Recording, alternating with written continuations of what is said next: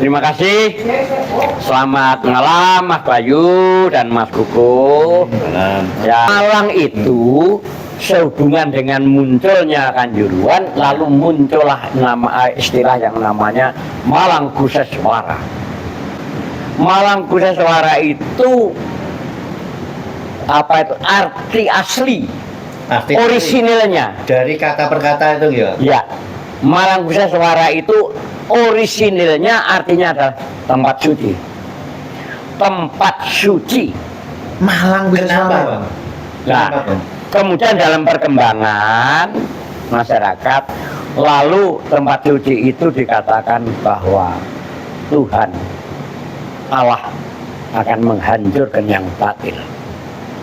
Oh, gitu. Iya, Malang Kuseswara kan pernah dengar suatunya apa kebatilan dikalahkan. Nah, maka itu kalau ada sesuatu yang salah, yang batil di kota Malang ini, maka dia akan lebur dening Pangastuti.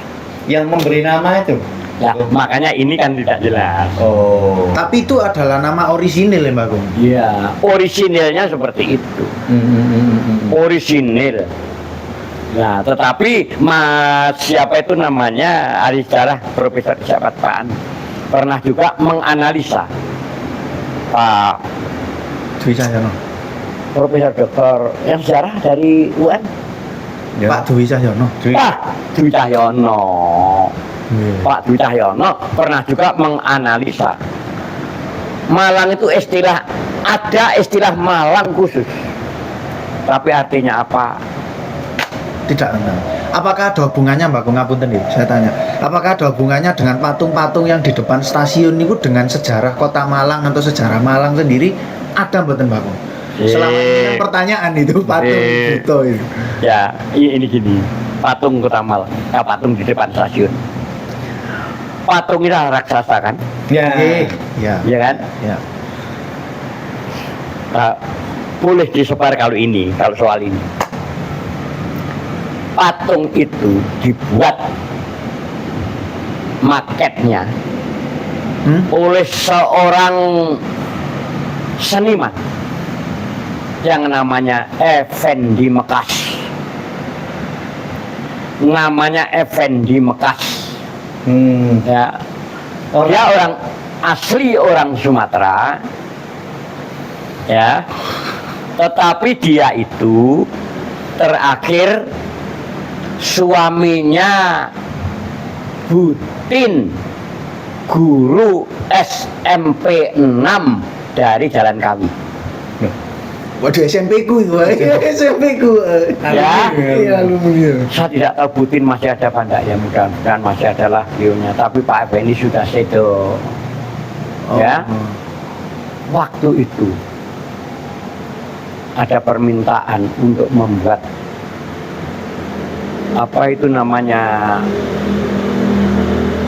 riwayat dari Malang Merdeka. Ya.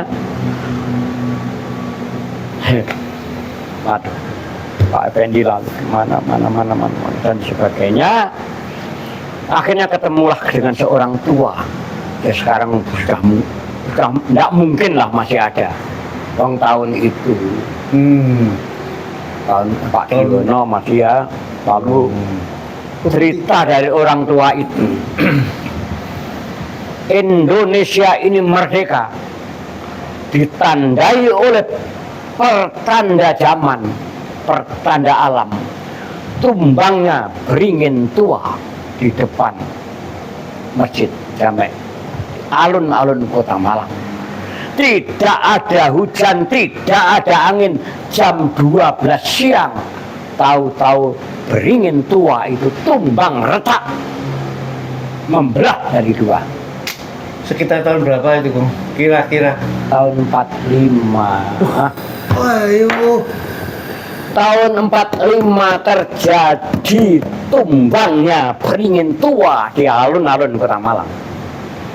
Masih kira zaman tulis zaman ngeri orang itu. Sak Malang orang bakal ngerti, Mas. Iya, ndak ada ini ndak. Ya. Suka ya. Kemudian Effendi Mekas, maaf, saya tiap hari bersama beliaunya. Dan ada satu lagi seniman, entah sekarang masih ada apa tidak. Ya, nanti ada. Terus Effendi Mekas ini tahun itu Golkar lagi jaya-jayanya. Pak Harto lagi berkuasa penuh. Sopo siro, sopo ingsun. Itu Iya. dengan partai Golkarnya. Pak Effendi diskusinya sama saya. Pak aja kalau nyebut saya nggak ada Pak. Pen, kan saya muridnya. Pen, Oh. Pen. Yo boji, aku lah nggak iki sesuai dengan ngomongnya itu orang-orang tua. Tumbangnya beringin tua. Ih Golkar kan lagi ini. Lalu kan bisa ditangkap Pak. Sampai segitu ya, Pak? Sampai segitu. Loh, memang waktu itu tentara berkuasa penuh. Aku ditangkap iki Pen. Ya apa? Ngomong. Ya bagaimana Pak Effendi dan sebagainya. Putin anaknya masih ada kok di mana Saudi Jajar. Ada. Bisa ditanya. Udahlah. Penjajah itu kita lambangkan saja sebagai raksasa. Kalau kita mengambil cerita tentang tumbangnya beringin tua, bisa dipotong leher ini. Gila. Jadi raksasa tadi digambarkan penjajah, simbol penjajah. Itu kolonialisme, itu penjajah. Maaf. Yang membuat maket dari patung itu adalah saya dengan seorang seniman namanya Sukri. Wah, ini gak pernah diungkap bos ini, bos. Ini ngeri. Ini ngeri. Ini otentik. Ditulis nggak apa Mbak Gung ya? Tulis gak apa-apa, ditulis dan tak pertanggungjawabkan. Wah, kilo sobat Blangko ngeri. Cerita Ya. Real ini. real ini. Dan Pelaku ini. ya, itu raksasa itu dikelilingi oleh patung-patung orang-orang itu. Kalau dihitung semuanya, coba hitung, semua ada 17. Itu melambangkan cerita tentang 17 bulan 8 Agustus. Bunga teratai yang itu, hitung jumlahnya 45. Itu 17 Agustus 45 dulu. Sekarang aku sudah di lama ndak situ ya. Ada kotak yang di sebelah itu. Ada Kota sudah ada. Jadi patung Idianut, patung itu kotak masih ada, saya kira digembok dulu. Itu Mas, di situ dulu tersimpan apa itu tip recorder. Oh, tape recorder, geng. Kalau sore banyak orang-orang di situ, dia di setel lagu-lagu nasional. di kota itu tadi Mbak Gung. Iya, saya kira tidak mungkin hilang itu, pasti masih ada. Itu terkunci Mbak Gung. Terkunci atau Dulu begitu, tapi kan lama aku nggak lihat itu ya. Nah Nggak ini tahu perlu lagi. kita bongkar nih Pak Bobo ya. Maksudnya dibongkar itu perlu ditanyakan. Ditanyakan, dilihat situ.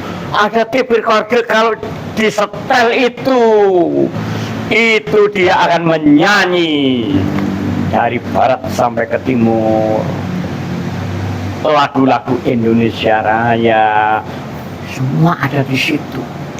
Yang meletakkan atau punya ide gagasan itu siapa? Maaf ya, ide itu dari Pak Effendi Mekas. Effendi Mekas beliaunya sudah tidak ada. Dan kalau maaf Pak Effendi, maaf ya Pak Effendi, aku cerita ini kalau salah, salahkan aku. Tapi kalau betul kembangan ini untuk masyarakat Bumi Arema. Sebentar, Bung. Jadi market itu yang membuat adalah Penny Suparto dan Sukri. tahun Aduh, Sekitaran Pak. jauh tahun berapa ya? Nah, itu catatan ada semua. Tapi masih zaman wali kotanya Pak. Kalau nggak salah wali kotanya waktu itu Pak Sugiono. Oh masih Pak. berarti Pak Nyampung kan masih menjadi Mahasiswa saya.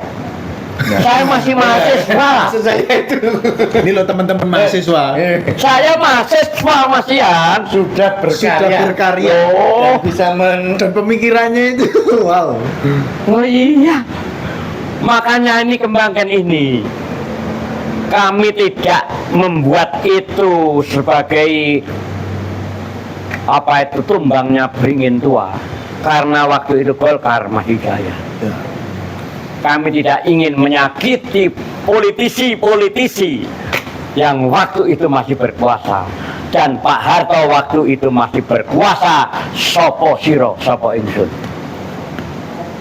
ngapunten yang meminta agar dibuatkan itu siapa?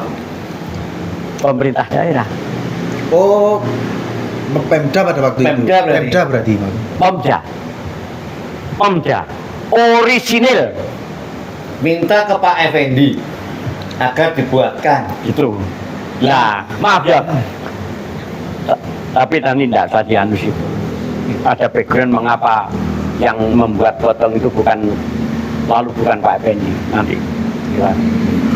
Pak Jenengan kalau lihat di Pahlawan Trip Nggih. ada Gapura dan itu yang membuat adalah Effendi Mekas bersama mahasiswanya.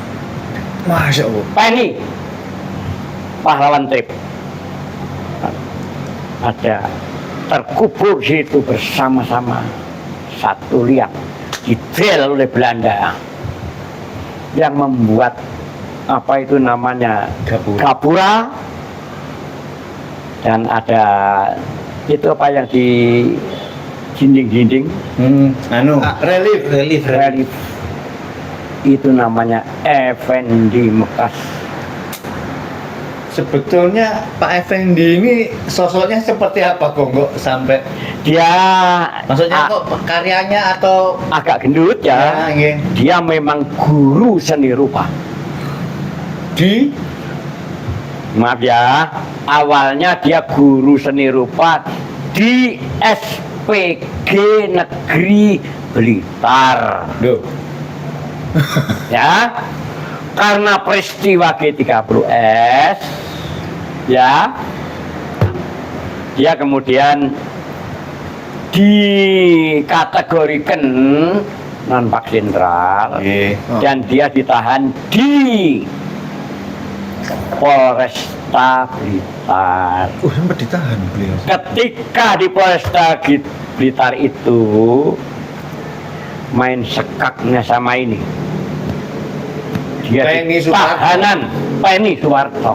Loh, jenengan pada waktu itu sudah ditahan Pak? Loh, saya itu siswa. Lalu ini jeruji besi, ya, beliau di dalam tahanan jeruji besi. Yang nemani Pak Penny. Aku di luarnya, Ya, maksudnya yang main sekak sama ini loh. Aku tuh mas riwayat bagaimanapun aku pernah menjalani. Karena itu aku tidak pernah gentar oleh kritik, tapi aku tidak mabuk oleh sanjungan.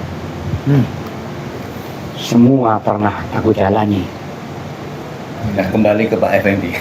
Nah, Karena menarik ini ceritanya Pak Effendi ini. Ya.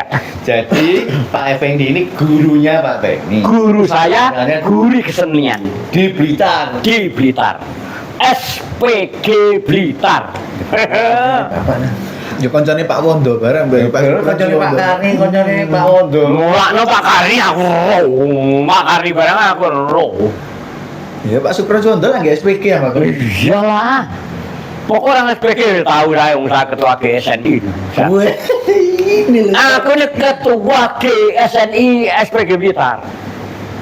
Iya toh Mas. Itu mulai tahun 63, 64, 60 aku di sana Mas. Peristiwa G30 wah aku roro kabeh aku ning kono. Aku ketua GSNI.